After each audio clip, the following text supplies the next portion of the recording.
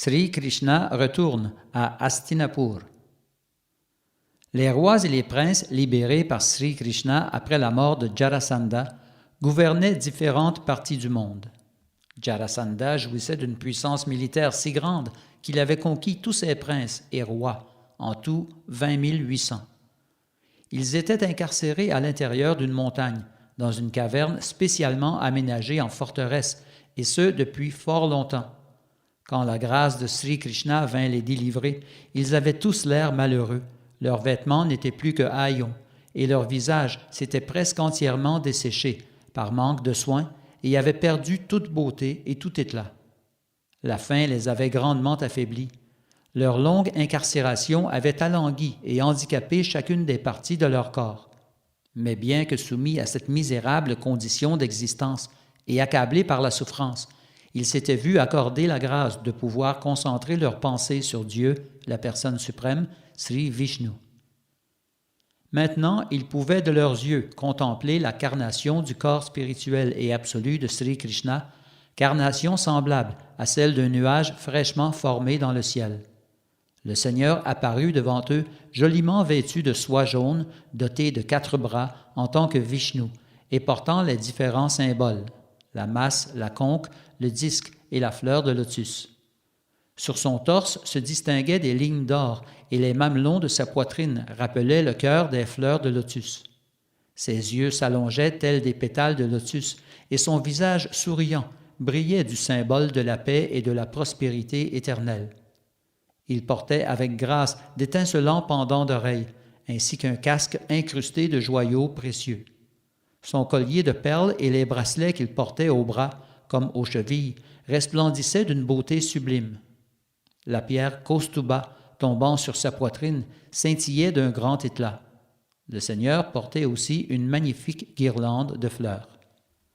Après tant de souffrances, lorsque les rois et princes virent Sri Krishna, lorsqu'ils purent contempler ses traits merveilleux et sublimes, tous spirituels, ils fixèrent sur lui leur regard, jusqu'à ce que leur cœur se comble de satisfaction, comme si de leurs yeux ils buvaient du nectar, et de leur langue léchaient le corps du Seigneur, comme si de leurs narines ils en humaient le parfum et l'étreignaient de leurs bras.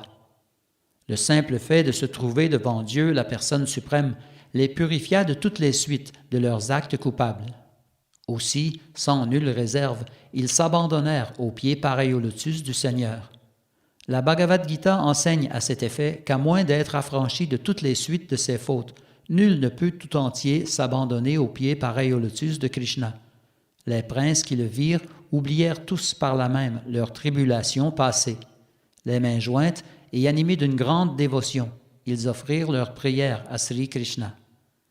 Ils dirent « Cher Seigneur, ô personne suprême, maître de tous les dévas, tu peux dans l'instant effacer toutes les misères de tes dévots, car ils se sont tout entiers abandonnés à toi. Ô Sri Krishna, ô Dieu éternel de félicité et de connaissance spirituelle et absolue, tu es impérissable.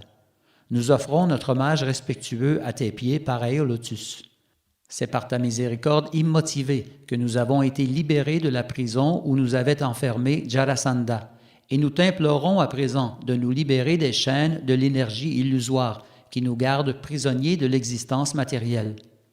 Mets donc un terme, nous t'en prions, au cycle interminable de nos naissances et de nos morts. Nous avons maintenant une expérience suffisante de la misérable condition matérielle. En ayant goûté l'amertume, nous avons résolu de chercher refuge à tes pieds pareils au lotus. Cher Seigneur, ô vainqueur du monstre Madhu, nous pouvons maintenant voir avec clarté que Jarasandha n'a commis aucune faute envers nous. C'est en réalité ta miséricorde immotivée qui nous a privés de nos royaumes, car nous tirions grand orgueil de nos titres de rois et de maîtres.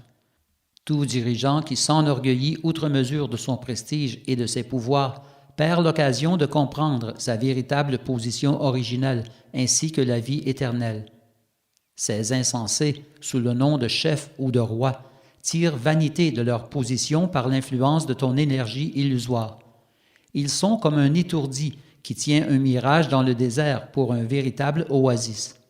Les sots croient que leurs possessions matérielles les protégeront contre tous les maux et ceux qui s'adonnent au plaisir des sens acceptent bien à tort cet univers matériel comme un lieu de jouissance éternelle. Ô Seigneur, ô Personne suprême, il nous faut reconnaître qu'avant ces tribulations, nous étions enflés d'orgueil du fait de nos atouts matériels. À cause de l'envie que nous nourrissions les uns envers les autres et du désir qui nous animait de conquérir nos royaumes respectifs, nous nous sommes tous battus pour la suprématie absolue au prix même de la vie de nombreux citoyens. Les rois poursuivirent. Si grande notre sottise que nous causions la mort d'autrui sans songer à la nôtre propre, si imminente. Mais, cher Seigneur, la vengeance du facteur temps, lui qui te représente, est pour le moins implacable. Il jouit d'une puissance telle que nul ne saurait échapper à son emprise. Nous avons donc dû subir les conséquences de nos actes monstrueux, si bien que nous voilà à présent privés de tout, debout devant toi comme de pauvres mendiants dans les rues.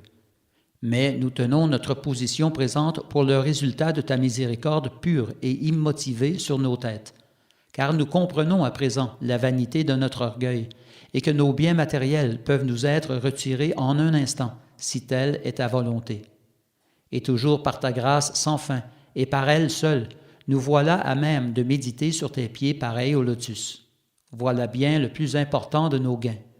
Nous implorons donc ta grâce de nous favoriser en nous instruisant sur la façon de pratiquer le service d'amour sublime offert à tes pieds pareils au lotus, afin que jamais nous n'oublions la relation éternelle qui nous unit à toi.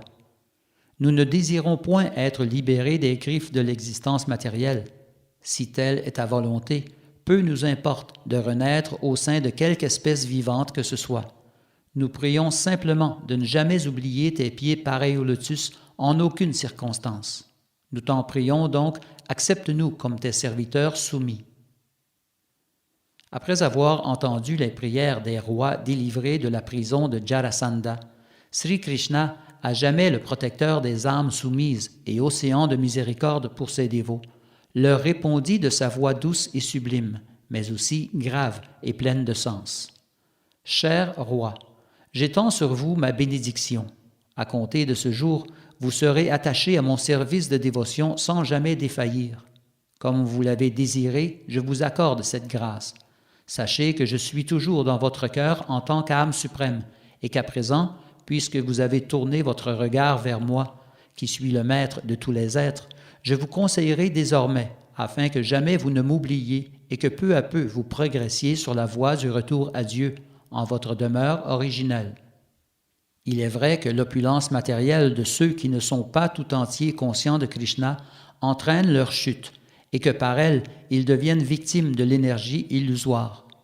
Baignant dans la violence de l'existence matérielle conditionnée, chacun d'entre vous doit comprendre que toute chose matérielle connaît un début, une période de croissance, une autre de stabilisation puis d'expansion, un déclin et une fin.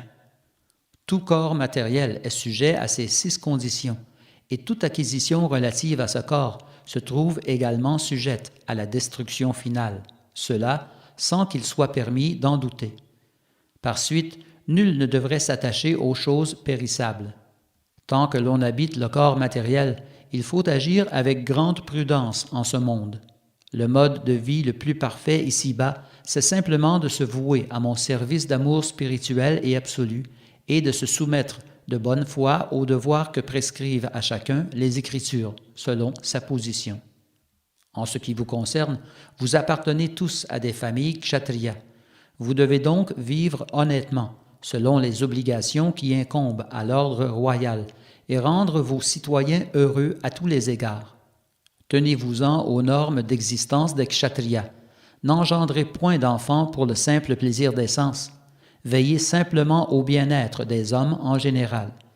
Tous prennent naissance en ce monde en raison de désirs impurs, nourris au cours de leur existence passée, et se voient dès lors assujettis aux sévères lois de la nature, telles la naissance et la mort, le malheur et le bonheur, le gain et la perte.